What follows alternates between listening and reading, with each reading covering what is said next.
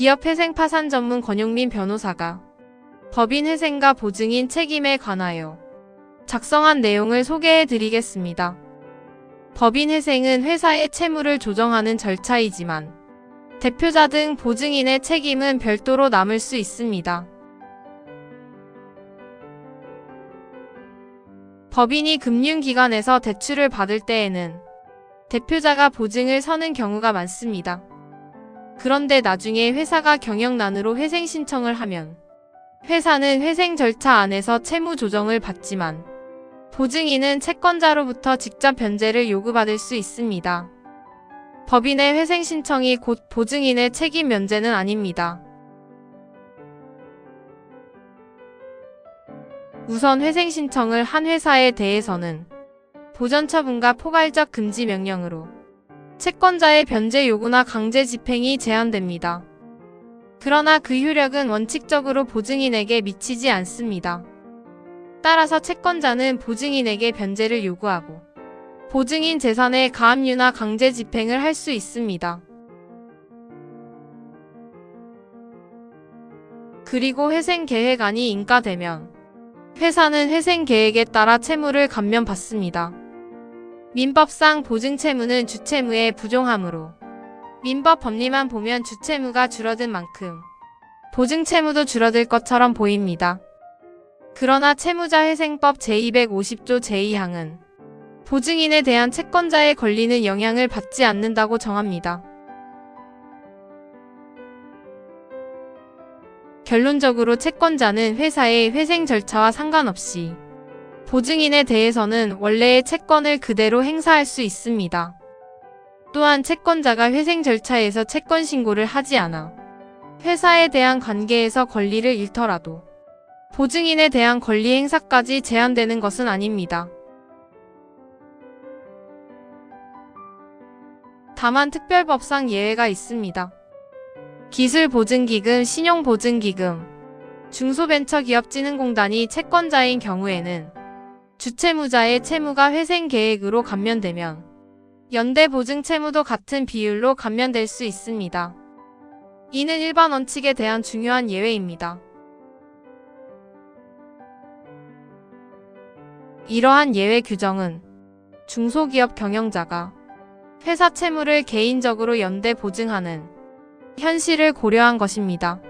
대표자의 보증채무 부담을 함께 줄여야 경영자 개인의 재기와 기업의 실질적인 회생을 기대할 수 있기 때문입니다.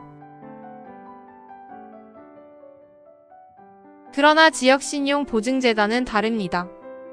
지역신용보증재단법에는 연대보증채무 감면에 관한 특별 규정이 없습니다.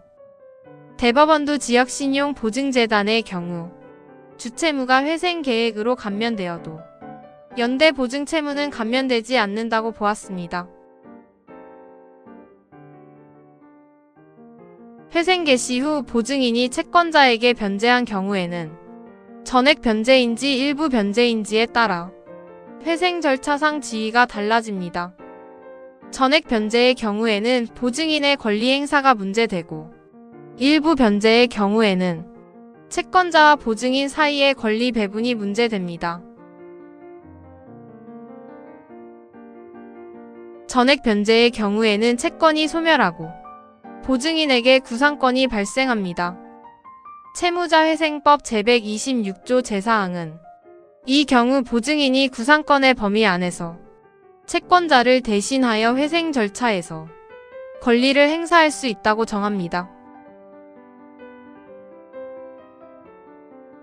반대로 일부만 변제한 경우에는 보증인이 변제한 비율만큼 바로 회생 절차에서 권리를 행사할 수 없습니다.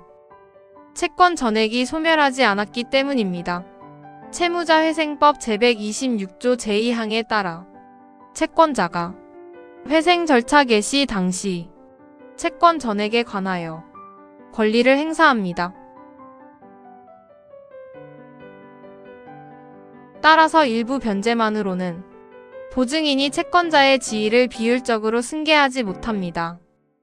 채권자를 대신하여 회생 절차에 참가하려면 원칙적으로 채권 전액이 변제되어야 합니다.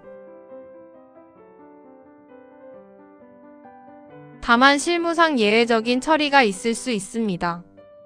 시중은행의 경우 일부 변제 부분에 대하여 명의 변경 신고를 해주는 사례가 있습니다. 그러나 이는 법률상 당연한 권리가 아니라 금융기관의 실무 운영에 따른 것입니다. 정리하면 법인 회생은 회사 채무를 조정하는 절차일 뿐 보증인의 책임을 당연히 면제하지 않습니다. 보증인은 채권자의 직접 청구, 특별법상 감면 여부, 전액 변제와 일부 변제의 차이를 확인해야 합니다. 지금까지 기업회생 파산 전문 권용민 변호사가 작성한 법인 회생과 보증인 책임에 관한 내용을 소개해드렸습니다. 좋은 하루 보내세요.